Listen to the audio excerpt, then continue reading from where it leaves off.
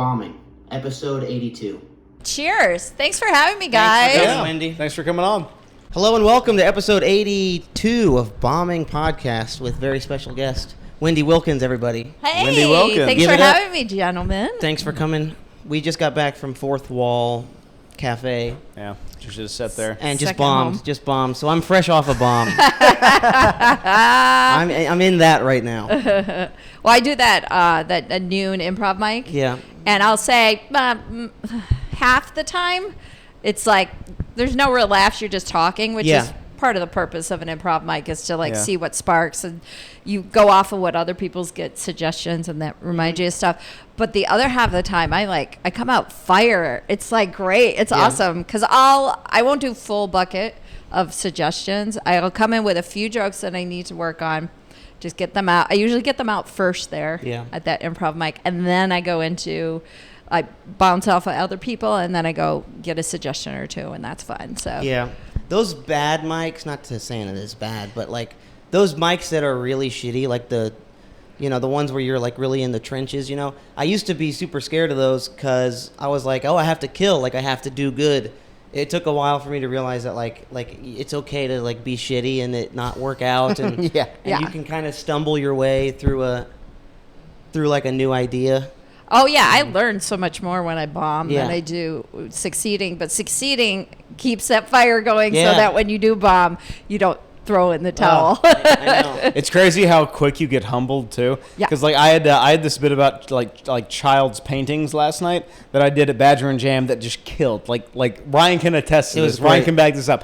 Leveled the fucking room. Biggest laugh I've seen him get. Yeah, wow. in a very long time. Leveled the room, and then I went over to Fourth Wall Cafe and did it, and it was just like, Yeah. and it's just a testament to like how quickly that can shift and how soon you can get like brought back down to reality. Like, you're not the hot shit that you thought you were. You know it's funny is I have jokes that traditionally I've been doing for years, and they work every time. Yeah. And then all of a sudden they have an expiration date and they go through a clunk phase. So something that's been working for like 4 or 5 years, all of a sudden will not work for like 6 months. Yeah. And it's like, wait a minute, what happened?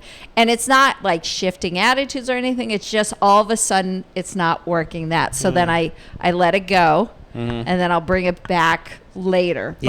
But like after I have 2 or 3 of a joke that has always done well, and then it bombs, you're just like, okay, give it a rest. That's the universe telling you need to like not rely on this so Like, much. relax, You got it. You're not the hot shit you thought you were. Work on some other shit. Yeah. Like I've had jokes like that where you're like, what's happening? And you just need to put it down. Excuse me.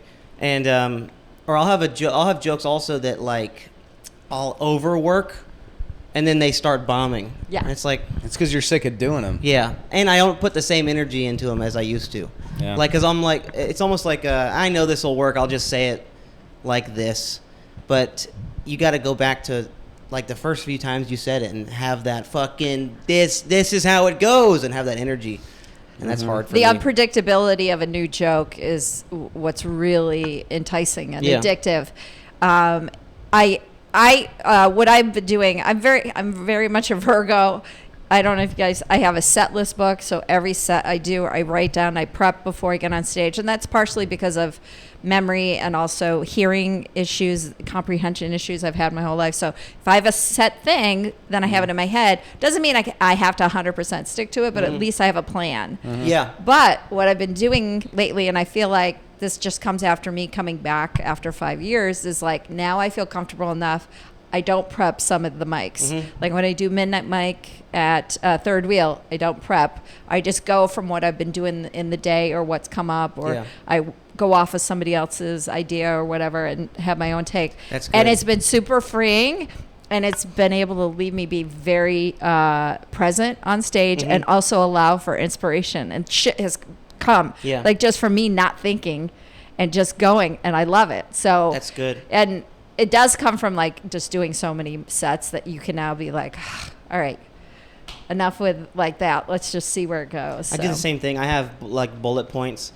I just write down like the title. Yeah. It's just like a bunch of words. Yep. That's what I have to I just write down the title and I'm like, okay, those are the jokes, and I'll you know, it'll come to me if I want to bring it up. Yeah. But I always do this thing. I've always said this. It's like I do anything I can to not touch them until like I need to. And sometimes I could riff for 3 minutes. Other times I have no riffs and I just gotta go right to the shit. But Dude, the riff is the best. Like a riff in an open mic, it's like free candy. It's just there for the taking.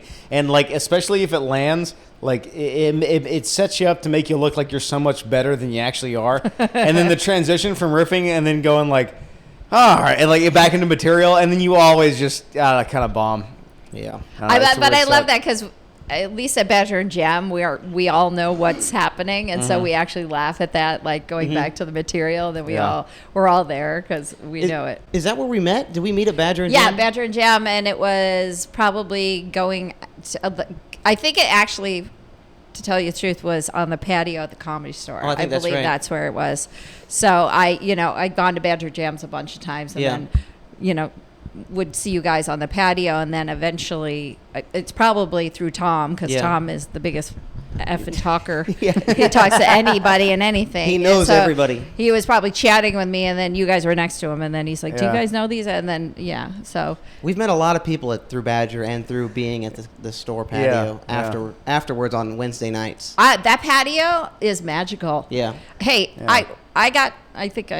guys know a little bit. I got to LA in '92, and the very first open mic I did was the Comedy Store. Really? Yeah, and it was Sunday nights, and you would come at like 4, and there was only about 40 comics, and we all signed up, and then they gave us all time, but we had to come back like an hour and a half later to get the list to see where you were on the list, and that was probably the people they knew, and the better comics got the earlier spots, so then that was a slog. So then you just have to wait the whole night. It was not fun. Yeah. There was hardly any women, and it actually was the culture was very aggressive towards women. Like if I got a spot after midnight, I would not go. I would not stay because it was pretty I was dark. like I've gotten manhandled there. I've gotten hit on. I've gotten disgusting stuff. And then I hit a wall in '99. I was like, I'm done. I'm not doing it. By the way, the first person who brought me up in LA, Don Barris. Really? Who's still at the Comedy Store. Yeah, No Don shit. Barris.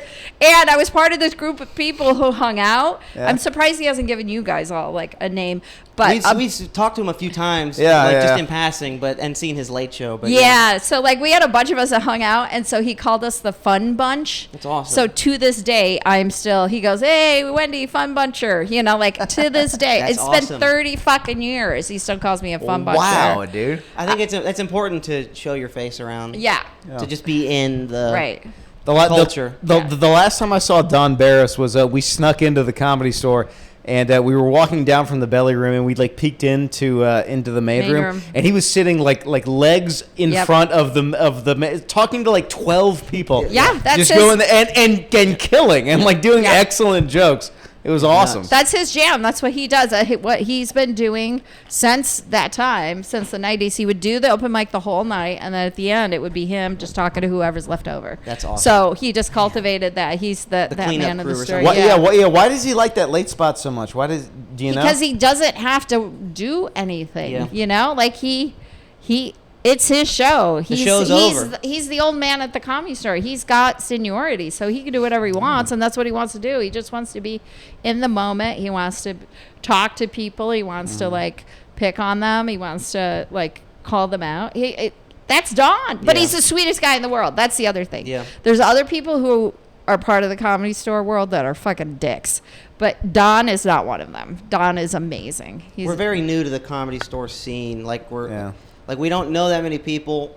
We've only done their mics a few times. Yeah. But like we moved out here for that building. So we just want to be there as much as possible, and we're there every week. Right. You guys, people are getting to know you guys. That's what I was saying about that patio is magical. Like I've gotten gigs on that patio. Wow. I've gotten, even though I'm not part of the Comedy Store, gigs on the patio, other places. I've gotten apologies. People have apologies. People It's better than a gig. People have professed their love and their lust. People have shown their true characters on that patio. It's a great that patio is insane. And I left in '99 because it got too dangerous. Yeah, what happened after you hit your breaking point? So I did 15 years, And 15 years of hard doing the stand-up. The breaking point, the Comedy Store, it got dangerous. There were shootings. That was in 99. That was like 2000. Oh, I thought there was like a 2006 shooting or something. I'm sure like that. there's been more, but in 99 there was a couple in a row. And also the atmosphere was very like, I was just like, I don't feel great here as a woman. It got, it was really kind of like nasty towards women, and I got in front of Mitzi once at the open mic, and what I was got that up. like? Well, I got up. It was packed. Yeah. They had to help her in to sit down. Oh yeah. So she was super old, old towards the end. Brittle. Yeah. Yeah. Yeah. And I got off stage, and I just walked by her, not thinking she was going to say anything. She grabbed me with her witchy hands, those like long witchy hands. Old people hands. She pulled me in, and she goes, "You're filthy. You can't do that." And I go, "I'm okay, thank you." And I walked away because I was like, I was seeing Sam Kinison and Andrew Dice Clay and all these other disgusting pigs get up there and say the most raunchiest shit about women, and she's calling me out for talking about dicks. That's odd. Fuck off. That's so weird. Yeah, even though somebody was like, the Matreon of comedy and stuff like that, she didn't know. She doesn't know everything. Was that your only interaction with her? Only interaction with her, and also I was like, I knew who I was. I just didn't know how to be myself on stage yet. So, but I knew what I was doing, like as far as who I was and what my comedy wanted to be. So I wasn't gonna have her tell me not to do it. That's nuts. Yeah, it is nuts. So, and like to this day, I'm more proud of myself for standing up for myself than like than just her rejecting crumbling. me. Yeah. Because I was like, this is 100% sexism. Yeah. Because I was seeing so many other disgusting people get up there and talk the worst about women, and then I get up there and just am honest about sucking dick, and she's got a problem with it. That's so odd. When did she die? Well, way later. Yeah. But it was one of the last years I think she was like active at the Comedy Store. It was probably 96 or 97. Dang. I was just being along born. that line. I just lost an egg. Oh no! Oh my God! I'm sorry. I was. It's all good. It's all good. I was an infant. Well, yeah, that's the thing coming back to comedy. So, like I said, I did it for 15 years straight, and after 15 years, I saw my friends like getting writing jobs and succeeding like really big, becoming big stars, or getting married and getting out and having kids. Yeah. And that was all fine. And I still was like, all right, I'm still going to try to do it. But then I was alone on the open mic scene. And we had many years where it was really like inclusive, and we were gaining traction as women and stuff. And a lot of great female comics came out of it that time. But then this was 2006, 2007, but I started to go back, and it was like mean again towards women, and I was one of the only women again, and I didn't know anybody. It was a new batch of people.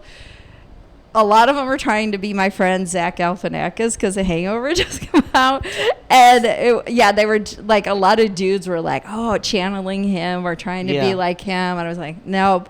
And I remember I saw Zach this past year, and I told him my story, and I go, yeah, a lot of guys are trying to be you. And he goes, me? Why me? Like, he just was like funny. Baffled. He goes, I'm nobody.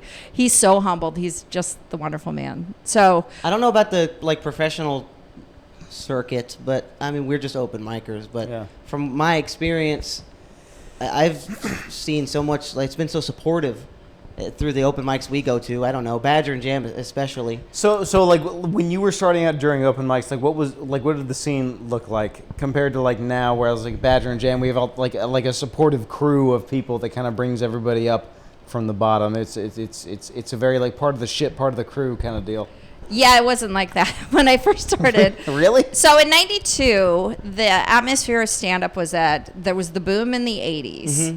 I don't know if you've read about that, but there was this huge boom, and tons of clubs opened up across the United States. That was like the Leno Letterman thing. Oh, yeah, tons of clubs.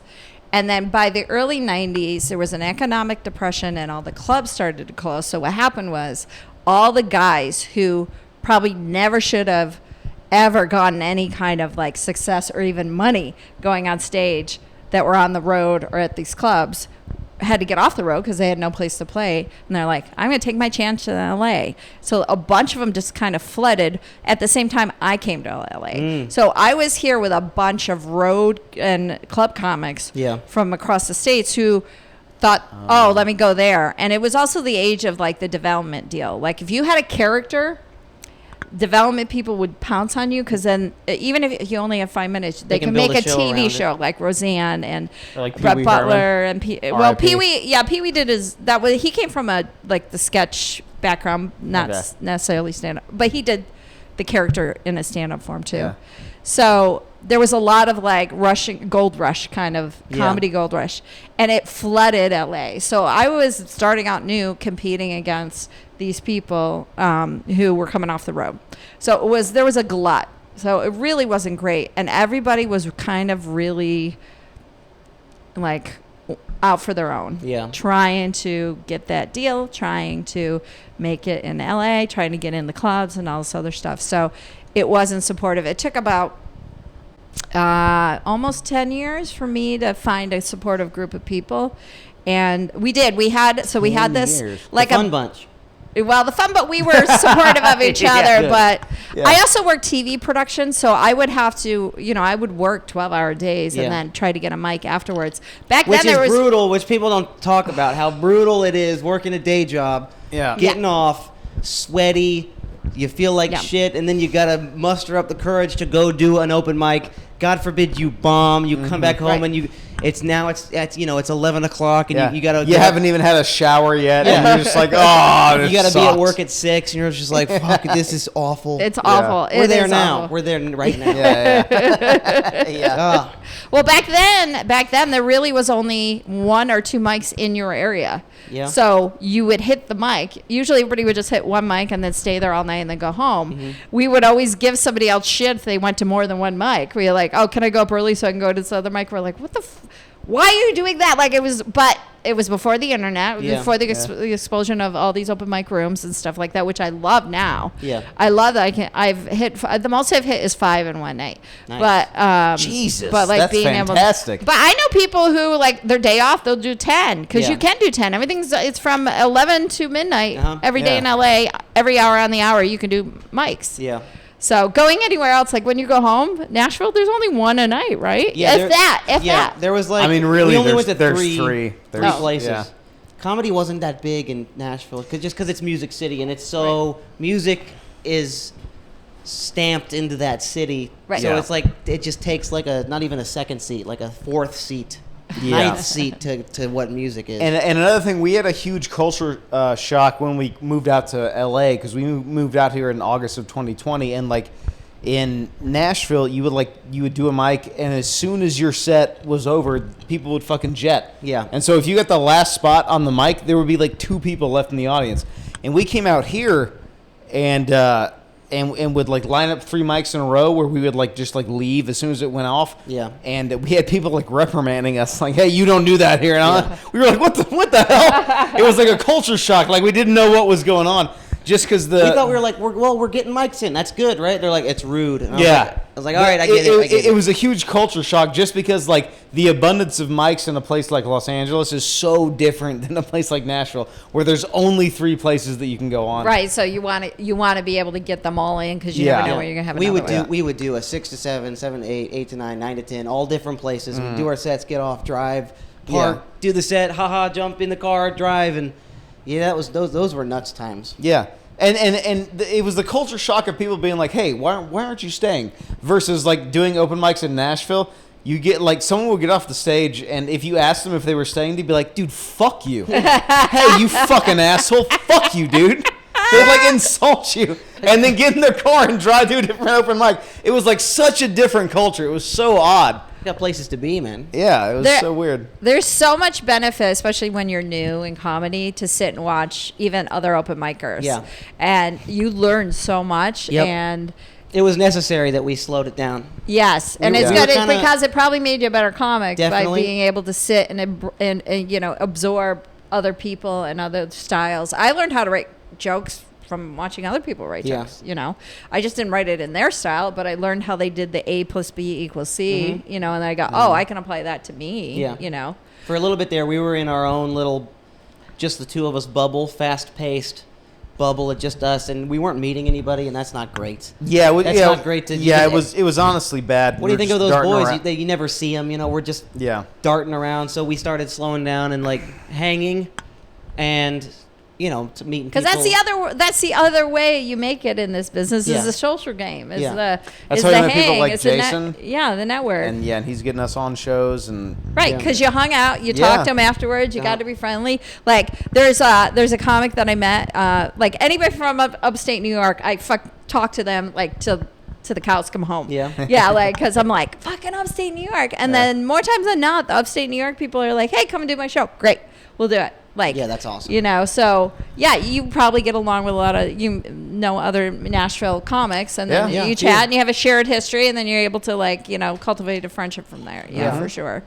And it's important for people to know that you're funny, but also like reliable, and just a good shit, and not a douchebag or something. Well, I know. I think I've known you guys close to a year now. I think probably yeah. And I've seen you grown. Oh, nice. And I've been and not only are you joke telling, but your stage presence. Yeah. And that partially is being able to sit and relax and watch and be part of the scene, and then feel comfortable in front of your peers. Because if you feel comfortable in front of other open micers, you're gonna feel comfortable in front of an audience full of nobody. Yeah. A lot of that is watching other people too. Mm-hmm. Sitting there and watching other people's delivery style and how they do jokes, and it bleeds into your own set, and then you kind of make it more of your own, and then you go up there and you're more confident, right? And I don't know, but I dig both of you guys, not only your work ethic, but like how you've worked really hard on becoming better. Thank you so much. Thank you. Yay! And that's the coach in Wendy. It's Coach Wendy. Is always here for the compliment, if you deserve. You actually just, I just did my third set at the Comedy Store potluck, and you were there. Mm-hmm. It was great. Oh my God, it was fun. I felt really good about that set. You did great. I felt great. Yeah. He also got a great position. He got 10th. So. 10th, which out of 11? 12. Packed out.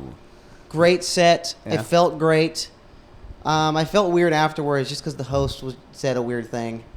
I got off stage and everyone was clapping, and he got on stage and he was just like, word. Coming up next is blank. Look, that's not you. But the crowd, it's in my audio. The crowd went like, they started laughing, and someone was like, he just said word in the distance. It was funny. Yeah, look, that's not you. That's a guy that's going like, we got a fucking show coming up in the next hour. He's just trying to move the thing along. Yeah. But here's the thing. He didn't do a great job hosting. I've seen other hosts who will take the time in between to like do a little quib, keep the energy going and stuff. And by him just going straight and not like having some kind of thing, I dig him. I know who he is and stuff, but it was a little like lackluster. He as the host, he should have kept it going and everything. Yeah, I felt weird out. I felt was he in the wrong there? Yeah. I think he was. He could have said something. Just word. That's it. Yeah. Word. After you killed, it's just word. Word. Coming up next is blank. I was like, oh, okay, well, whatever. Yeah. But I felt great about that set. It was great. It was really solid. Thank you. And the biggest part was how comfortable you were on stage. So comfortable. That to me was like, so for me, out of all the clubs, the only stage that doesn't get me nervous is the Comedy Store, and I think that's because that was the first place I did stand up. Yeah, I feel that. Improv, both the main stage and the I will get a little bit of butterflies before I go up. And Laugh Factory, it's been forever, but I think the last time I was there, I got nervous. I was like, but I don't normally get nervous. Well, at the Laugh Factory, you follow a homeless person on stage. So, yeah, and I did the last time I was there. I followed a homeless person. Yeah. Oh my God, who had some conspiracy theories. I followed many homeless people at the Laugh Factory open mic. I know, that's such a weird. Okay, back in the day when I did the Laugh Factory, it was Tuesdays, same day as now, but you had to get there at 8 a.m. First 8 a.m. First 15 people on the list got the spots. You had to wait the whole day on the sidewalk. You could leave for an hour for food or whatever. You had to come back. It was on the honor system. And we all got to really know each other. And we were like, we know what number you're. We know what number you're. We know what number you. Yeah. And then at 6, they would come out, sign you up. That's ridiculous. Dude, then you go away and getting come a back. sunburn for a spot at the fucking Laugh Factory. It was. 3 minutes? I made some of my best friends on that sidewalk, but yes, it was an all-day thing. Yeah, what a waste of time. Yeah, once COVID hit, I think that stopped, and then they changed it. But like, it was insane, and everybody would see us waiting out there. And I even got on a Canadian documentary because they had seen people waiting outside. Then they came by and they said, "Hey, do you guys want to be in this documentary about trying to make it in Hollywood as a comedian?"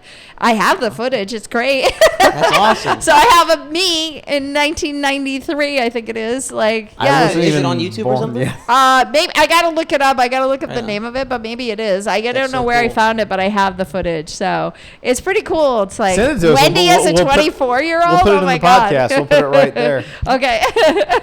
The last time I went to the Improv, I killed. Like, I did really good, and I followed all the rules. This is what led me to the Laugh Factory. Laugh Factory on minutes. Yeah, sorry. This is what gave me like a stink about the Laugh Factory. Was I went, and it was 2 minutes, I think, right? Mm-hmm. And the rules are you can't curse and don't run the light. Obviously, I killed. I was doing really good, and I didn't curse. And so I get off stage, and then a few more people go on. Someone goes up there and just curses and runs the light, and then he gets the call back, and I didn't. So I was like, okay, well, I thought there were rules. Mm-hmm. I followed the rules. I guess, so what's the point of the rules? Right. So then I was like, okay, well, then I'm just going to go to the Improv. Yeah. And I haven't been back there since. Yeah. Just because I thought there were rules. Yeah. You know what I mean? Yeah, the Laugh Factory left a not funny feeling in my mouth the last time I was over there. I don't dig that place. Well, I want to know, like, when did either of you get the bug, and when did you finally tell the other that you wanted to do stand-up? That was... Oh, that's kind of interesting. Ryan came to me with stand-up, actually. At what age? Yeah. 21. I did my first mic when I was 21. So I was 24, yeah. And I just left a defunct band. I was in a band in Nashville. What'd you play? I played guitar and sang. I was in a punk rock band in Nashville. What was it called? It was called Six Nip, because we were a 3-piece. There were 3 of us, which means 6 nipples combined. Yep. So I would be funny if it was 5 nips. And you're like, you can't have an odd number. So we were 6 nip, and we had just disbanded, and I had nothing really going on in my life.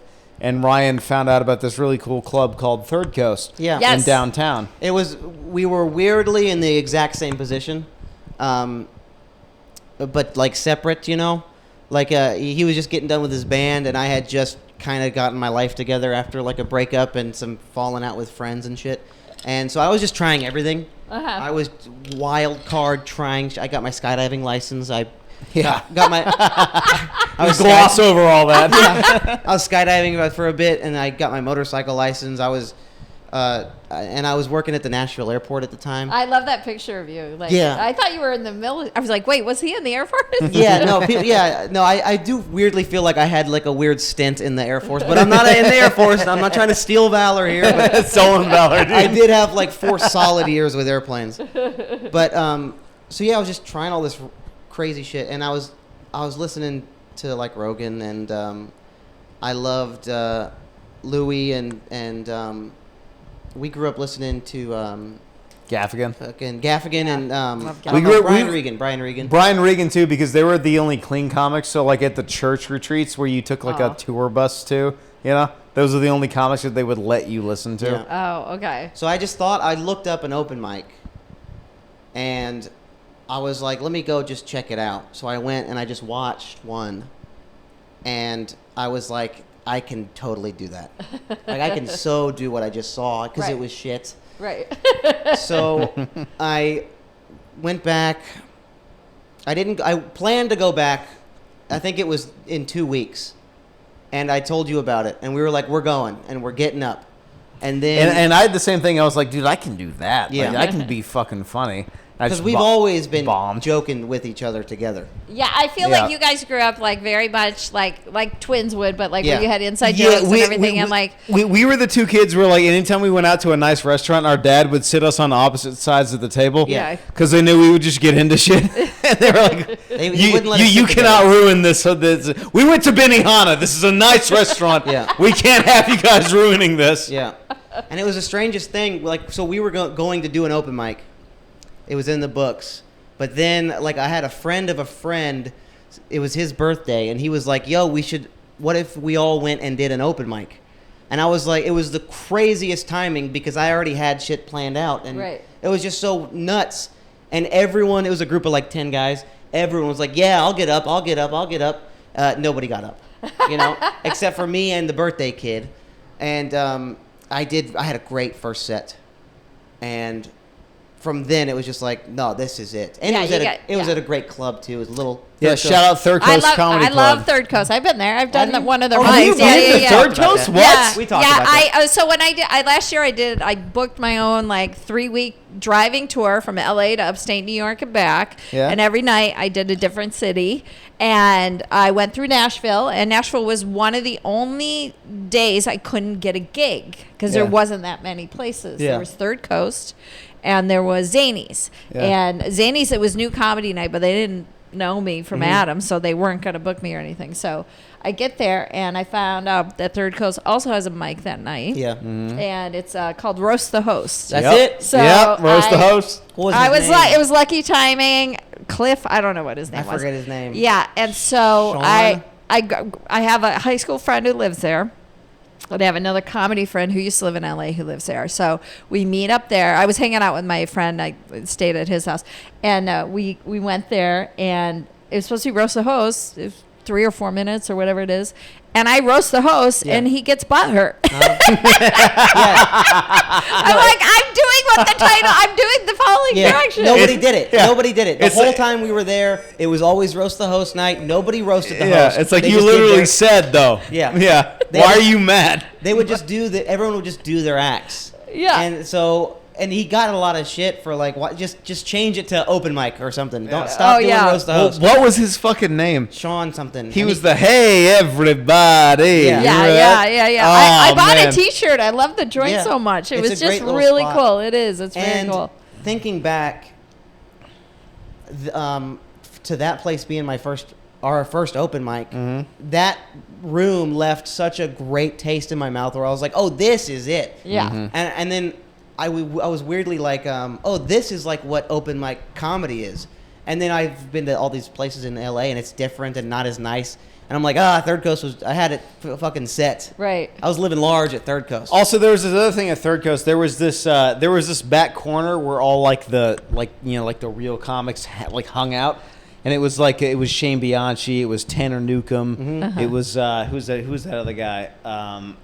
I don't The know guy Tanner. I know Shane. The guy that opened for Theo Vaughn. But they would all blanking. hang out at this table in the back of the corner, and like I was like 6 months into comedy, I was like, I want to be in that. I I know, want right? to be at that table so fucking bad. Yeah. You know?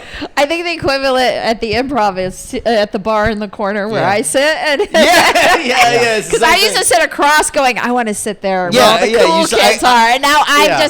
but all I did was just get there early and sit. That's all it is. It has nothing to do. It's not like real. You're No. just like, I want to be there so bad. And, Right. We were going there for many months, and we had decided, and we did a bunch of other clubs in the city, but the East Room in Nashville too. They yeah, do that lot was of a open mics there.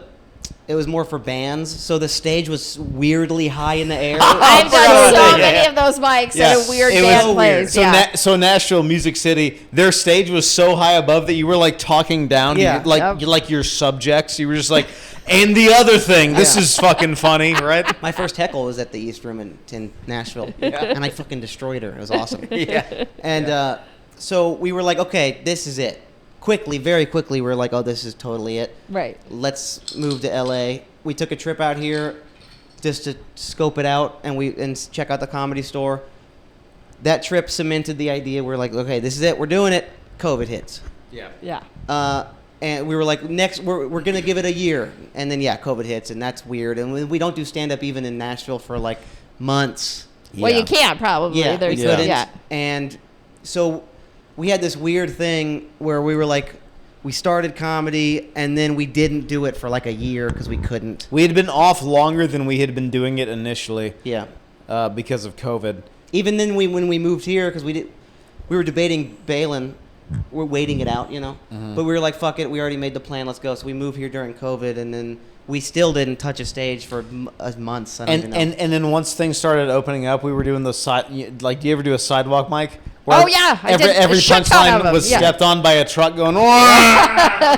And the funny thing about Yep. Those were terrible. those were awful, man. Our first few mics. But that put hair on your balls, man. That made Yeah. you real. That's why people give me shit for doing these like dumb dive bar, like really solid dive bar shows. But I'm like, you're telling me if I can't get up there and do my act while all this pool's playing and the bartender's not talking loudly with some like regular and comics are coming in and out getting high on the whatever they're doing, if you can't pull off a set and not have any of that fuck you up, then you got to go back to the drawing board. You have to get that skill because it'll come in handy when you are in a bar where most people are watching, but then there's somebody else, and then you can play off of it. I just did a bar where I had to play off the people walking in front of me and all this other stuff, and it was great. It's really good. It's really good practice. Yes, it's great. And I think if there's anyone telling you like, why are you doing that? I would never do that. I think that's out of their fear.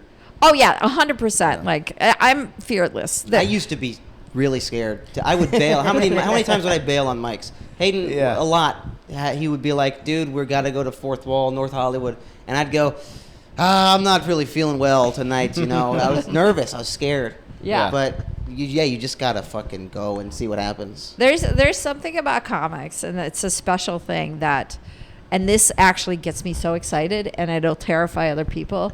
But when I'm told that there's a mic in some weird place I've never been, in a town I've never been, or a show, and I get excited about seeking it out. I don't think about, I could get murdered. Most people would. I don't. And most comics don't. They're like, there's a mic there in the middle of a back room of an opium den. I'm there. There's something special about us being excited about going to find these little nooks and crannies around the world where we can go and tell our jokes in front of weirdos. That's like everything to me. That's actually gives me life and gives me hope. It makes me purpose. Excited about being alive. The fact that every night I'm not at home. Oh my God, it's great. You have something to do. And much, and it's something you enjoy. It's not like a day job or something. Yeah, I spent 10 years when I was married at home at night. Watching television, doing needlepoint and a bunch of scrapbooking, all this other bullshit. And at the time I was fine because I started to hate comedy. That's why I stopped. And at the same time, I met my ex-husband and I was like, finally, I got a guy who's going to touch my butt, because I've been complaining about it in my act for a while that no one would. Then I had somebody who was doing it. So I was like, I'm just going to step away. And then I'll come back when it just organically feels naturally. And it took 10 years and a divorce and me blowing up my life. But as soon as I did, I went, I'm out of the brainwash. I'm back. I'm back. And I'm like, so for me, it was like every night I was crying at night for a good year and a half about 2 broken hearts. And it was not great. They were simultaneously going on. So I was like, I don't go home before midnight. I think you guys have heard me say that. Yeah. I don't go home before midnight. As soon as I go out for the night, I stay out. Yeah, I don't ever want to be at night. You're out hanging and doing shows. Yeah, unless I don't have a show and somebody wants to bang me, that's the only time I'm home at night. That's the only time. And even then, I'll scoot them out and then go hang out somewhere. Do a set, get a set in. Yeah, get a set in. Or how long did you take off stand-up before you got back into it? 10 years. A decade? Yeah, I would do it like Jesus. once or twice. We would do these like reunion shows. So there was this wonderful mic in the Westwood. It used to be called the Westwood Brewing Company. Now it's like some boiling crab place or whatever. And they had all these like mini rooms. So we had a room where we did the mic. And that went on for 10 years there, but it had been going on 15 years prior by this guy named Vance Sanders. Do you know Vance? No. Okay, he's great. He's like South Pass, but he's an older school guy in the business, but he's been doing it forever. But he ran it, and then every year we would have an award show called the SCOOMY Awards, which stood for Southern California Organization of Open Micers. And so we would give out all these fake awards, and then we had 3 that were like everybody wanted, which was best newcomer, best comic, and best joke. Right on. So, but I got fantasy prom date one year. I got, like just Fantasy prom date. shit like that. Like I was like, it's only because you guys know I would blow you, if you took me to the prom. So, and what was I? Oh, so we would have, he stopped doing it after 25 years. And so we would have like a reunion mic every year. That's awesome. And that's when I would do stand up. Yeah, that's when I would do stand up. I know Badger will go down eventually. And so then you'll have to do that.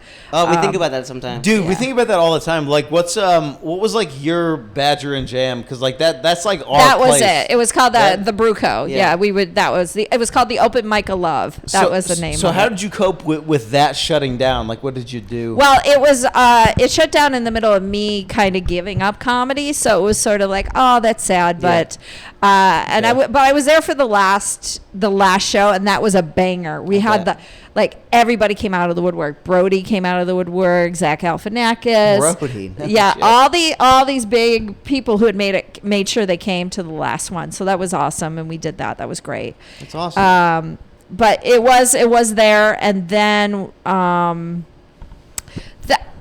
a lot, like so many mics have come and gone, and it's funny, you'll drive by and you go, oh, that's what that is now, because I used to do a mic in the back of that coffee shop. That is now a flower shop. Yeah, whatever it is. Yeah, so. But Badger and Jam is that's our first one of those where it's like, yeah, there's that mic that we love in the back of that like business district, backed up against the hills. Yeah, there was Bert's Back Room. I did not love Bert's Back Room. Bert's Back Room, they said only good vibes, and it was only bad vibes. Oh, wow. Well, so, and that went down during the pandemic. When you promote that you're good vibes, you're probably not good vibes. No, it wasn't. Yeah, it wasn't probably good not. vibes at all. It's like if you gotta say what you are, you're probably not the thing. Right. Yeah. So, but I'm grateful for Fourth Wall and also Third Wheel. Yeah. I like Third Wheel can be rough, like as far as like there's kind of the same people that go there all the time because they got nowhere else to go, know. But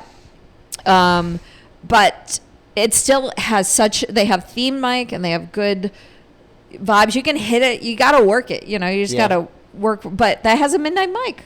There's not many places that have midnight mics. Now Deaf Noodles has like a 11 p.m. mic, which is great. I just went there last. Yeah. That's right by my house. It's night. awesome. Yeah, right it's on. great. You went That's there a great little area. Yeah, it is. I just went there last night for the first time, and I always drive by it, and I was just like, I need to go. So I did the 7 to 8:30, and then just popped on down to Badger for the 9. Right. It was a good time, and that guy, he was there, deaf. Yeah, his name is Dennis. Mr. Noodles, I think. Yeah, his name's Dennis. He's Noodles. wonderful. He's a wonderful guy. And he was good. I don't know who he is, but like he was good, funny, and I liked the room, and yeah, it was nice. Yeah, it's a great mic, and it's free right now. Free, that's another thing. And they book shows, and they pay you. they're very active because they will pay you once you get on the show. Yeah. That's big. Yeah, they're huge with that, and they have a podcast studio that's really cool. Yeah, I saw a little peek behind the curtain. Yeah, I'm not gonna do a podcast, but I did write a novel when I wasn't doing stand up, and it's about high school marching band, and so I want to eventually record it, so I'll just go there. So Heck so it's. Is it open to the people to use, to rent, or whatever? Yeah. Nice. It's open to anybody. I don't know, the people. Yeah, we the people. The public. We you the could comics. go do it. Yeah. Yeah, it was a cool little room. Great first experience. They had this like announcement at the beginning, and it was very like, if it's funny, laugh. If it's not, don't. Right. It's a free mic. If we like you, we'll put you on a show. Yeah. And if you do the show, we'll pay you. And I was like, that's fucking awesome. Yeah, they are actually really, because they're not traditionally stand-ups. Yeah. They come from other things, but they really are adamant about making it a safe, cool place, and also paying comics, whether it's $10, for gas or whatever. Yeah. So it's great. It's so. He good. just did his first paid gig. You did? What'd you do? I did Comedy Boulevard. I got paid $15. Oh, you did? To do my first paid show. Oh, was it? Yeah. Was it Ash's show? Yes. Yeah. It was. But I had my first dollar. It's in a book buried somewhere underneath behind the couch. But I'd never been paid to do stand up before, and it was thank you. Fuck yeah! It was such a That's cool huge. feeling that someone gave right? me money, gave me American dollars to go up there and be like diarrhea's weird, and just tell bullshit jokes. Your act is better they gave than me diarrhea. money for it. Yeah. They gave me money. It was just so odd. But, Yeah. It was really cool. I'm actually on That that is same huge. show next month, probably the 29th. Good. If All you guys right. want to go see me or whatever. Yeah, I try coming back. I had such big expectations my first time around, and they got all dashed. That when I came back, I had some rules. One was like, you just have to. You're gonna eat shit. Go back to the mics. Yeah. You're gonna have to do that, and you can't expect anything, and you can't even expect anybody to like you. You just have to do your thing and keep moving. And the second thing is that I gave myself just like a week to think about the future instead of a big arcing thing. I go, Yeah. just do these goals for the week, which was hit a bunch of mics, and I had specific mics. And then after about a month, I go, okay, you can now think about a month ahead. So I'm like 5 years back, and I have about a year. I will give myself a year, the goals I'll have. So the horizon keeps creeping farther and farther and farther. Yeah, but the better you're doing. Yeah, and it's based on when I have those goals, how fast I achieve them. So, like, the first year, one of my goals was to get on my first book gig. And I said, I'll give myself a year. And within like 4 months, I got booked. So then it was like, okay, now paid. That was quicker and everything. And now it's like, Tick 'em off. Yeah. And try to, as far as the money goes, I try to double what I made the year before. So I think I'm on track this year to double what I made last year. Last year was $3,500. So That's fucking awesome. And I also, Yeah, that's great. but that also includes the 2 jokes I have on Sirius XM. So that play every month. So I get, Oh, you I get like You residuals? Yeah, I That's get awesome. residuals. Oh, hell yeah, dude. That's Hey, great. they're fucking residuals, dude. Yeah, dude. Yeah. The easiest check in Hollywood. That's awesome. So I have that, which is good. And eventually I'll hopefully get some more on there, but right now I have the 2, and that's good money coming in. That's awesome. So, Yeah, congratulations. 'cause- Thank you. So I want, like, in 5 years, I want comedy to pay for my life. So Yeah. it's like I have these little goals and that kind of stuff. And last year it was get headlining gigs that I don't produce myself. And Other that's people reaching out. right, and that started to come more and more and more. Is that I'm getting these headlining gigs. They're shortened headlining gigs. They're not full hours. They're like anywhere from half hour to 45 minutes. But I got plenty of stuff, so yeah, I can hold my own. I can do the whole 45. So, and that's coming more and more frequently, which is That's great. so cool. Yeah. So Congratulations. thank you. It's It is that it is just showing up and being like, I want this. This is what I want my life to look like. Yeah. And and it's weird. You know exactly how to get there, but it's like a fear again. You're like, you just need to show up to the mics, do the shit, meet the people. It's many. shake the hands. It's many little small decisions that Right. lead up to a very big end. Yeah. But Yeah, once you guys get to a position where you have a solid 5-minute reel, then the hustle begins, because Yeah. then you're like, all right, what shows can I reach out to and say, hey, here's my reel, like a really good reel, Yeah. and I'd love to do your show. And I'll give you my standard little pitch that I do when I send out to people. So you see, it's just like, hey, nice to meet you. I see you have a show. This is, here's my reel. I'd love to do it. Let me know if you need any other info. Thanks. It's just quick and easy. Yeah. But you got to have that killer reel. Yeah. Because, half the time people watch the reel. The other half the time they're like, nah. Especially if you have a vouch or somebody on the show. You don't even have to say somebody vouches for me. You Yeah. can go, I know so-and-so. Yeah, And they're hey, spoke like, to that's this already guy. been on your show.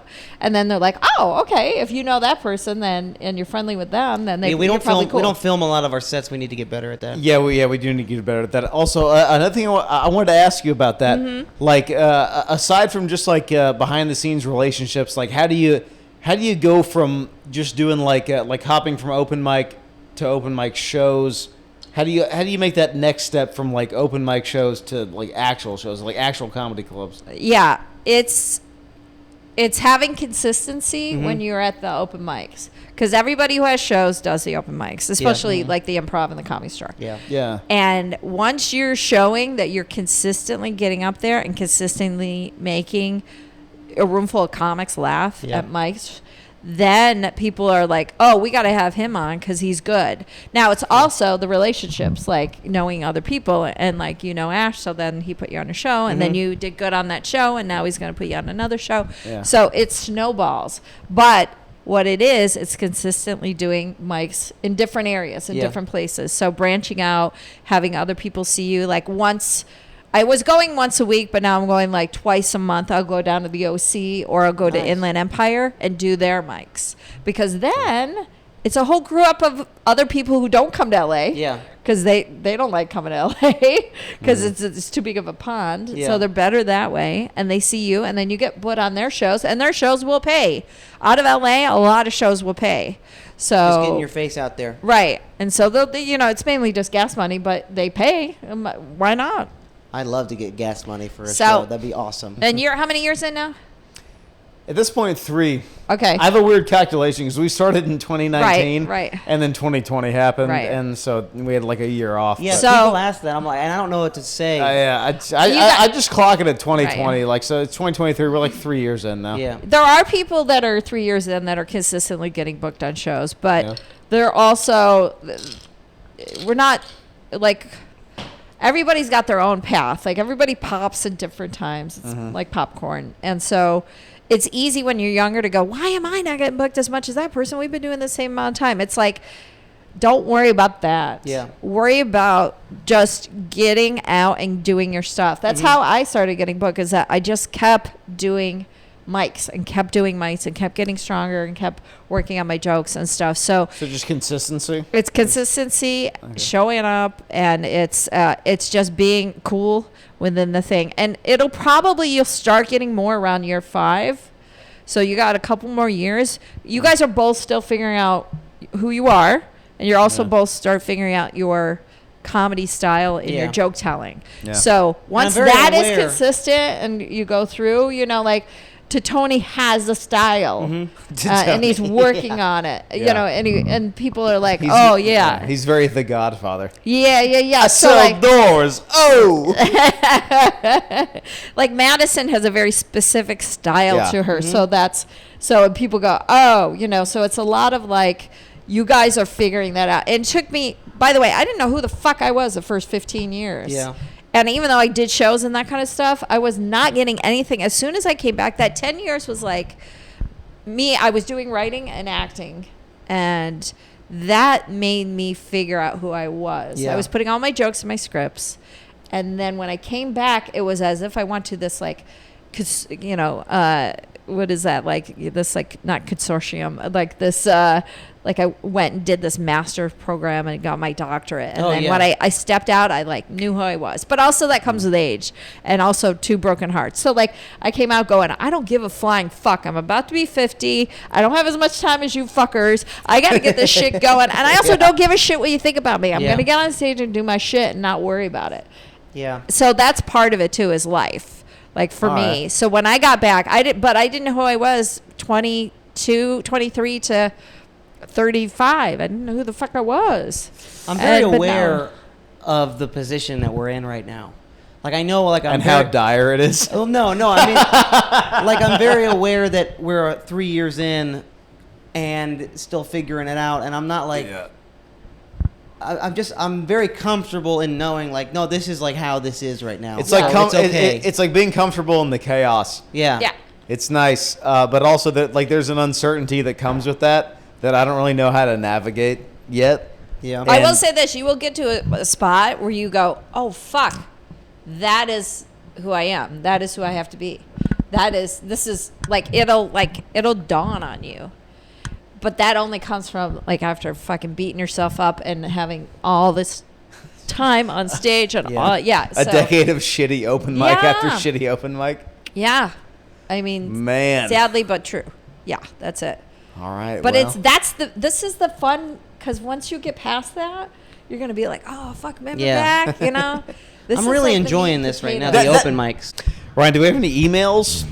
Oh, I don't know. We can check though. You want to check some emails? You get emails? We get emails, Yeah. Wendy. Bombingpodcast@gmail.com, folks. That's the email. Oh, We check it live at Sweet. the end of every single podcast. great. So yeah, we'll check them right now. Sounds let's check 'em. good. Can I help to answer them? Oh yeah, of course. Yeah. I do. Hey, ladies out there, if you do end up coming back to this joint, it is a nice vibe here. You're gonna have a good time Man, they got some great style. They got some mood light. They got a couple of awesome lava lamps that are pretty fucking sweet, man. Thank you for advocating for ladies coming back. Yeah, to the apartment. there's some good. I could see some mood being struck here. There's guitars in the corner. If you get wet for the guitar playing. Fun fact: that guitar on the right, that black one, I handcrafted that. I made that. Oh my God! In shop class, what'd you do? What'd you made that from scratch. Wow, and talented with his hands.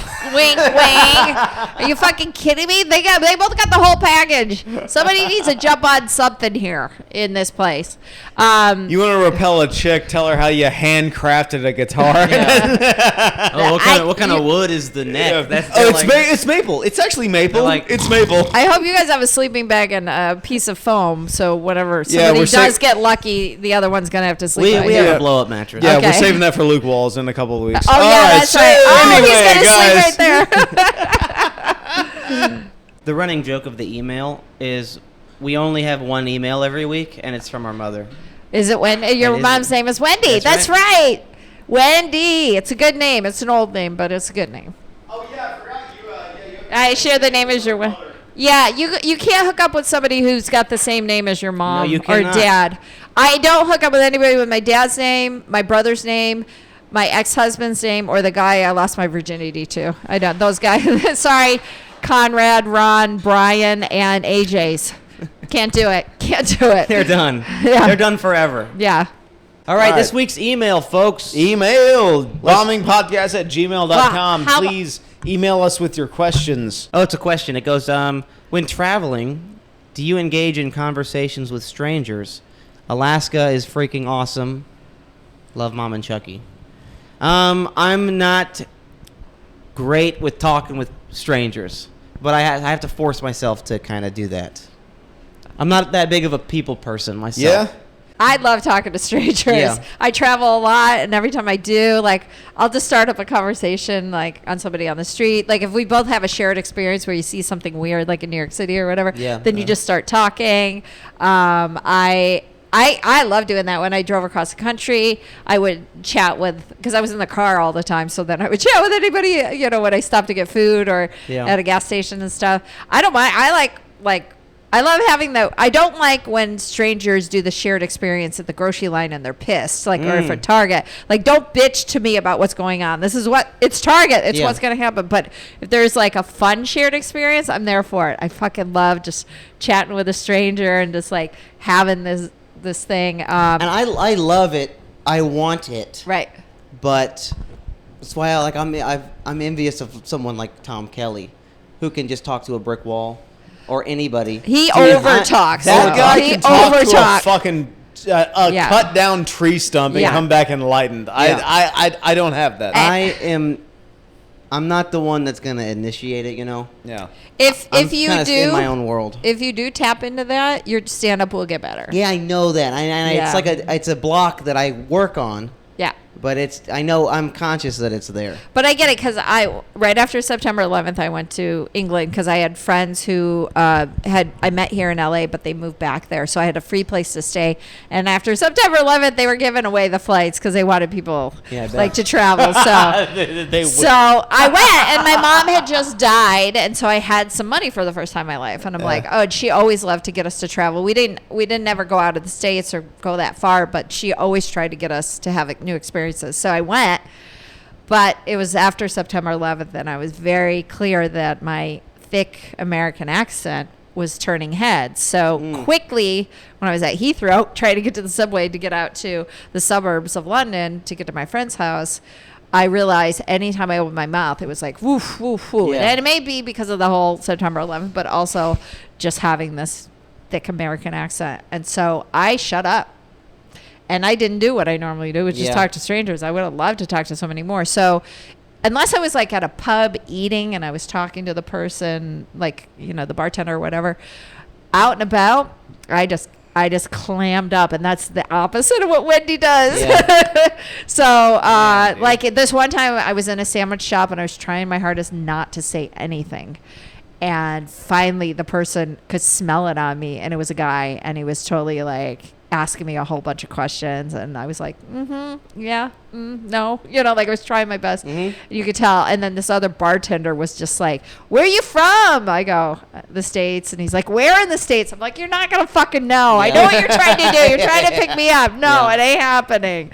So our mother is and her wife they're the same people. They will talk to anybody, and they have best friends in different parts of the world. They have friends out here. It's nuts. They just know everybody, and they're so friendly and likable.